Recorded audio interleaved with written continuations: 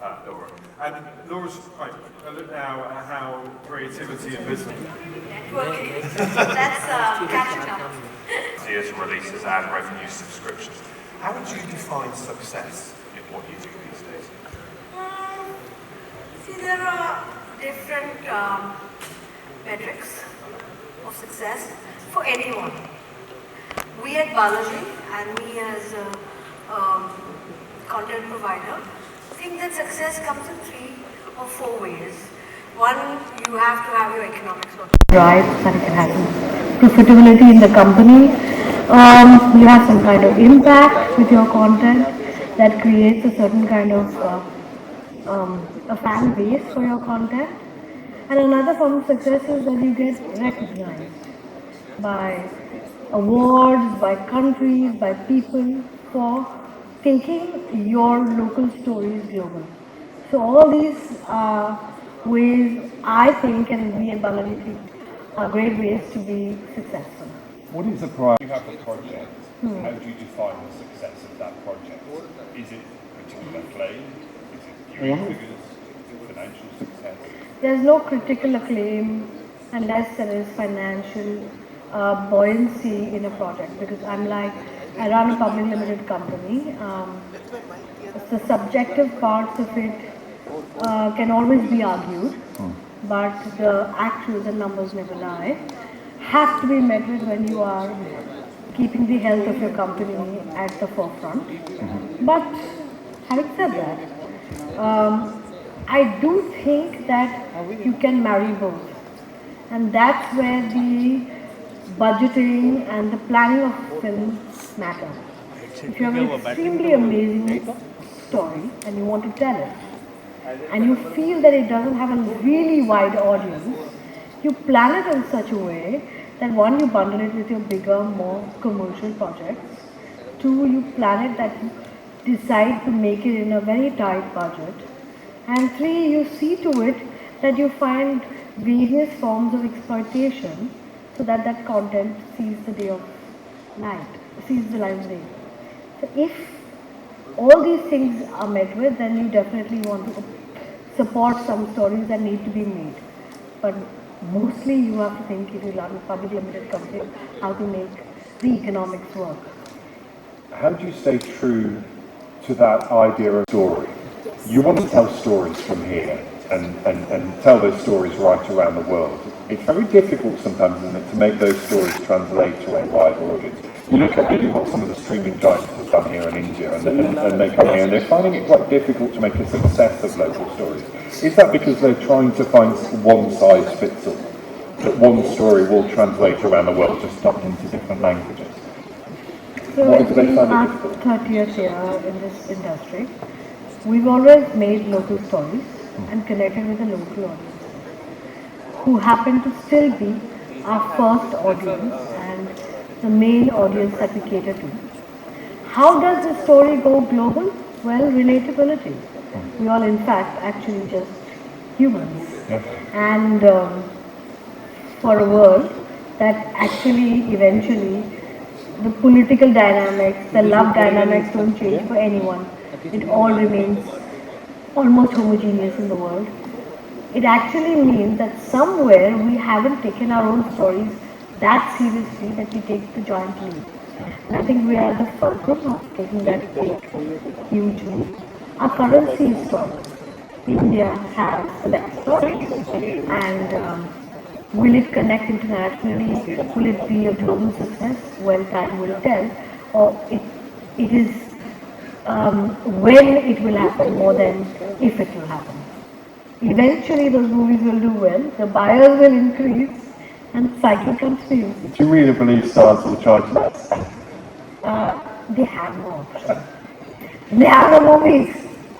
I mean, there is a question that, and maybe you've answered there, that, is there a fundamental reset that is now due? The economics that once were just do not exist anymore, and everybody at every level in that movie or television making process needs to reassess what they can charge, what they think the budget is. I wonder, I'm not going to pronounce the local name, but you're potentially about to re-release your big hit from the time, saying that?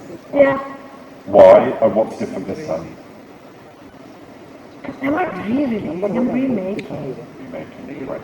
Yeah, so this is probably the biggest TV show I ever made. It brought me back, gave me identity. And identity, then I had to fight a lot to fight to make other things, but it became what I was known for. But because of my problem as a production house in a company with the other conglomerate, the big corporate, the show on the program ended 160 episodes before it completed its big 2000. And it's emotional. It's a part of our, creative process. We are emotional entrepreneurs. A dichotomy we live with every day. And the emotion, the love we have for this program has brought everyone who's attached to it back to complete just those 150 episodes to reach that 2000. The show deserves that. It does, it really does. What will you do differently, do you think? Because a lot has changed in that time. That's the problem now. A lot of people have seen it, a lot of people have not seen it. And I had so many conversations. Should we even do it? We'll ruin the brand if we are not able to be successful. And what we believed was there's an authentic nature to the show, which clearly is not the kind of shows that are being made now. And if we slip from our authenticity, we might not cater to anyone. So let's just do what we believe in. Give it that 150 episodes of nostalgic, not reenactment, but a nostalgic form of storytelling that people remember their younger days, my younger days for sure, and come back just for that. And not make it a part of the number game, not make it struggle to be a form of content that is being made today. So it's like we decided to be true to its nature. So just between all us friends here and the people watching online, give us a little spoiler, what might we expect? What can you tell us? Your secrets, Dave. We're bringing politics into entertainment. Dangerous combination. Or a politician. Or a politician. Okay, you heard it here first, folks. Ekta, so nice to see you. I know you have to dash, so I'm so grateful to have you here and to spend some time. Thank you really so great. much. Thank you. Ekta Kapoor, thank you. My pleasure. My pleasure. Okay guys, so let's first congratulate them for never would have gotten made if it was another time. It's also the time that we belong to, which is this consciousness that both of them trailblazers have. Let me start with you, Monica. Today when we look at the slate and the tapestry of Netflix India, it's also stories which are local and they're going global. There is a conscious effort to position India right in the middle of the storytelling narrative of the world. When Netflix started about more than a decade ago, things were different. And within the next 2-3 years, you started to see that change, which is now unleashing into this big tapestry. Tell us a little about it and how you are able to get these gems out every now and then. I think this moment is thrilling, where we are right now in the journey of storytelling across the world. We have never experienced a time when a story coming from any part of the world actually has a global audience, and that audience is just waiting for something to completely blow their mind. And here is a wonderful confluence of creativity and technology that has really given the opportunity to creators to not be limited to where they are. And the biggest creative leap in this has actually been, the resurgence of hyperlocal. What we used to say, our stories are meant for a country, our audience, and yes, they are. For us at Netflix, it's so important to make stories for our audiences in India.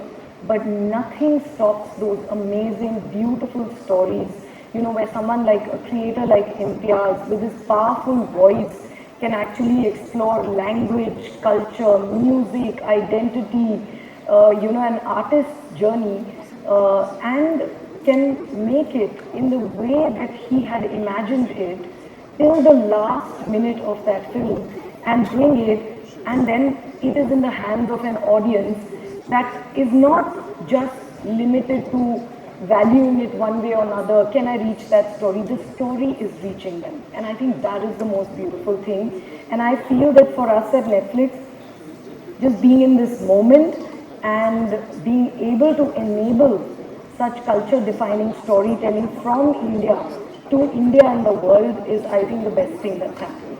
But one else is binge watch, syndrome, which is obviously working very well, but you are creating stories intrinsic to an audience which is ours, and yet there's a global perspective to it. How do you balance these two approaches together?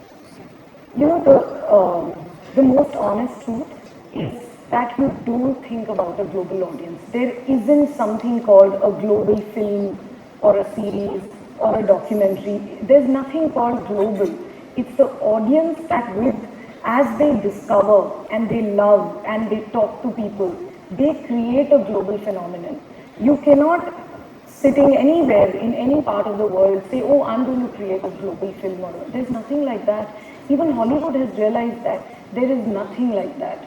More and more what's working on Netflix is these stories that are so true to their local context, to their country, to their language, to their culture. And when they can universally appeal, when they touch you, when they touch, the people who are watching, and then, the conversation builds. So we don't set out to look for anything global, but the more true we are to our context, to our story, to the creator's vision, and we enable that, magic happens. And I always feel, success is not something magical or mysterious. It's really the result of consistency, of bringing the best, sort of intention to something and valuing really what the vision is. And like for us, it's really important to do that. I mean, that's a very interesting and a very magical thing to say, to be able to respect the vision of the creator and the creator. I mean, Chamkila was a story that probably was very difficult to tell. I mean, imagine a folk singer scorned by society, the politics of the time tearing him apart. He's known for things which today we will say, oh my God, what is this that he's singing about? And yet, you go ahead and tell this story, Imtiaz, with such ease, with such beauty. And again, the rootedness of the core of our storytelling, which is India. Tell us how this journey was. To begin with, I feel, thank God for the universality of mankind. It's like when you are in a queue in London Eye and you see families from all kinds of countries and the kids pestering the mums in the same way in a Scandinavian family, like an Indian family. It's all the same. You realize that there is something which is universal. And to discover that, just like the great saints of India and Kabir used to say, you have to actually look at yourself. And at least as a storyteller, I don't have to worry about what everybody will like. I can worry about it, but the way to find it really is to find out what I would like. And specifically in terms of a storyteller, to figure what I have to say, what do I have to give or offer. And as Monica very rightly said, there is no universal story, but the story has to be mine in some way for me to tell it. Similarly, there is no global audience. Everybody is a person, and every is a certain group with a certain sensibility. So, I think as far as Chamkila was concerned, I could attach to a lot of things in his life and in the life of Amarjot and in the life of this moving caravan, which in a very different way, Monica and I and people like us are also a part of. We see art, we get on stage, we have a trail of performance, and we see what that does to the world, and sometimes we get from the world conflicting opinions. We feel that we are creating something which is getting a very diverse view. And here we see a certain face of the world. You know, these things happen to all of us. You know, at some points of time we feel that there is some hypocrisy that we have to go through with. These are the points that attracted me to Chamkila, and that's what I try to do. But Imtiaz, tell me, the format of storytelling and creating films, there's always this question, what is popular appeal? What will people like? There always used to be a given formula, this will work, this won't work. But stories like Chamkila, stories that we see like Black Warrant on Netflix, they actually default that logic of what was called the given understanding of the audience. So what is it? Are we actually bursting out from that traditional formatting of creativity, something else which has become inquiry? I want both of us to respond to that. Well, I was just looking at Black Warrant, which like everybody's mind recently. I feel at every point of time, Monica was like, ever since I've been in the formula is not working.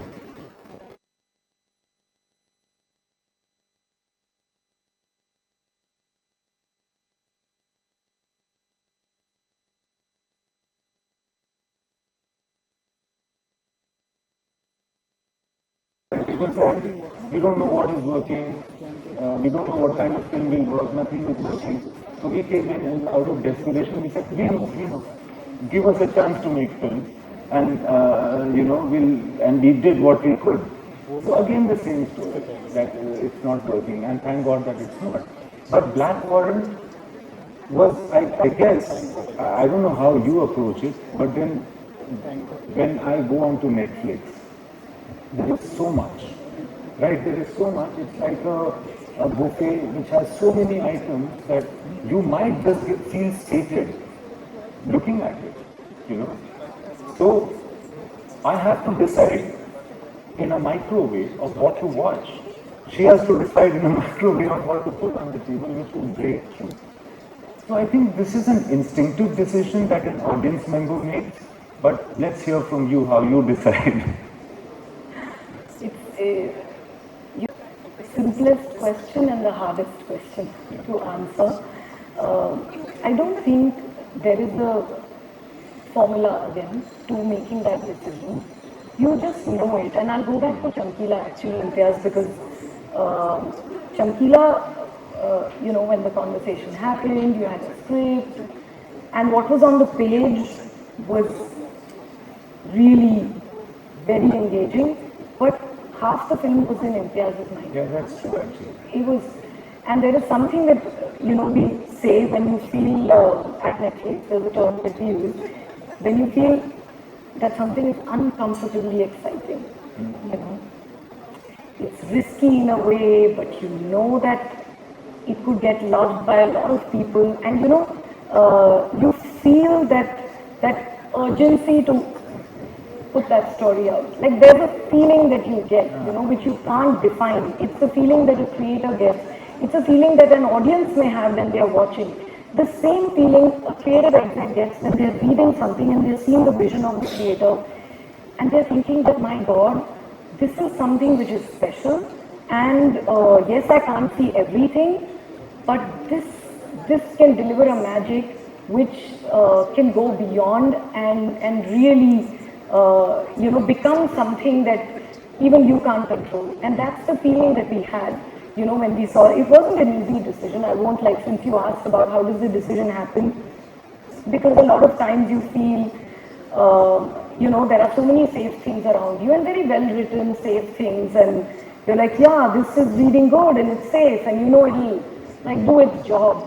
But then when you have to say, yes, this is good, but I'm doing something else, I'm picking something else, because there is something in it that you can't define, you can't put a finger on, and that when you get that tingling sensation and you know that you're onto something and you're scared, you're nervous, but you're also excited, you have to go for it. So this instinctiveness that you're talking about, right? We're talking about how instinctively you react to stories. there is also a certain comfort level which is coming in telling uncomfortable stories. Yeah. Our stories are more real, our characters are, and I'm going to use this word and not be judged, uglier. By uglier, I mean the hourglass figure, the heroine, and the gun-trotting, the gun-trotting hero with 35 goons, gone in a minute, is suddenly started to looking redundant, which means, what are we exploring around us? Are we becoming more sensitive as a society? Have we started to explore more when it comes to storytelling? And is that what is becoming the reflection of India? Well, I feel when you were saying this, I would like to take all of us and this time and this moment of opportunities and place ourselves in the whole history of storytelling in a country like India. We have perhaps the oldest and definitely the most profound culture of storytelling. As we were discussing, and I can't emphasize this enough, that we learn everything from storytelling. We learn the code of conduct, our belief systems, everything is based on storytelling. And the profundity of it. I mean, I need not go on and talk about Mahabharata or the Bhagavad Gita, but you will see that if we are coming from there, and if each one of us understands that kind of profound and realistic storytelling, multi-layered storytelling, then actually much of what we have been able to write and produce in cinema has been just like somewhere getting there, but not quite there. I think we have to go back in order to go front. As far as the Indian context of storytelling is concerned. I honestly feel that there's always, and like Imtiaz is going back in time from a storytelling perspective, I feel that whenever there's a shift in medium, new medium is coming, there's always this feeling that, oh my God, what are we losing? I think as human beings, we tend to focus on what are we losing more than what are we gaining. So I think earlier, when you would tell a story, it would only have a certain amount of access. No matter what the creator would try, no matter what, any medium would try. I mean, and I hope to God that we expand the number of theaters and all kinds of, because we are a large country and people enjoy storytelling and we should tell more, and we have a very rich history and culture of that. But I feel that the moment that we are in right now is the moment where every person out there who has a story has the ability to tell that story. Everyone has a phone, everyone has some device or the other, most people, and it's about the quality of stories that we are telling. From an India perspective, we are such a large country with so many different kinds of stories, whether we take inspiration from one thing or another, whether we look at the world and we say that, and by the way, Indian audiences, as we have discovered on Netflix, are one of the most experimental, diverse, curious and amazing audiences. I think as streamers, storytellers, creators, we have to use that opportunity enough. Any story which is a good story, one of the first audiences that laps it up across the world is Indian audiences. I don't think we give them credit enough. So that's a very valid thing. What about the Indian diaspora? We do know that a lot of content from India is consumed globally by also the diaspora audience, which is very much a part of the global bouquet of the unraveling of the India story. How do you think today, with realistic stories, with more and more things being said and spoken about what's happening in India, all these amazing stories which are going out, is that diaspora also changing in its own insight and in its inquiry? Or is it also breathing along with, this waves and the wave of storytelling that we are talking about? I think if I can answer it very shortly, Indian diaspora actually, okay, this is anecdotal, don't hold me to data on this, but I feel that the Indian audiences in India are changing faster versus the diaspora. The diaspora watches a lot of Indian content, but there was a time when the diaspora was the key bridge to watching. But I think the way we are seeing Indian stories working in Spanish, in Portuguese, in Arabic, in Thai, in so many different languages that we sub and dub in, and we see across the world, and last year we've had an Indian title in the global non-English top 10 every single week, and working in multiple languages in dubs and subs. That tells you that it is beyond the diaspora, and I think that's very that's an incredible high for me, for my team, for the creators that we work with. I mean, Imtiaz went to your favorite story that Melbourne you want to tell for the diaspora, for the audience. Award in Melbourne for Chamkila. Oh yeah. Of course. But not only that, Monica, I would also like to say that when we decided to make Chamkila a direct-to-digital film, that was a time of consternation for all of us because we hadn't done it before. But there are terrific advantages. There are so many things that I learned. And it's not as though every film that I make will be direct-to-digital. I mean, there is... But as she said, there is opportunity of telling a story in the way that it deserves to be told, because there is like more vehicles, there are more, and everything should grow, I feel. And reaching across to the diaspora and to an internet, to various groups of audiences abroad, people that traditionally don't watch Indian movies, has become possible. And even in Melbourne, as she rightly said, there were awards that we received for Chamkila.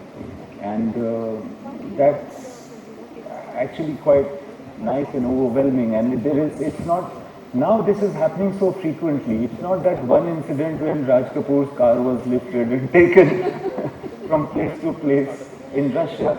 But that kind of visibility is now available. And therefore, I feel more as a maker, we have to figure what is precious in us, what is unique to us, and that has to come across in our stories. I want to go on talking for the rest of the evening. I'm being signaled for being out of time, but before we leave, there is this one dialogue from Chamkila which is like a value for life. जब तक हम हैं, stage पर हैं. आगे? Mohit, the producer of Chamkila is right here. My God, the writer of Chamkila is Mohit Chaudhary, are you here? Actually, that's where it ends. तब तक हम स्टेज पर हैं, जीते जी मर जाएं, इससे तो अच्छा है कि मर कर भी जिंदा रहें. So this is what our stories never die. We are all finite human beings, mortal. But stories are immortal, and that is what the beauty and the celebration of storytelling is to this beautiful country and to the beautiful people that we are called India. Thank you so much, Monica Shaikh.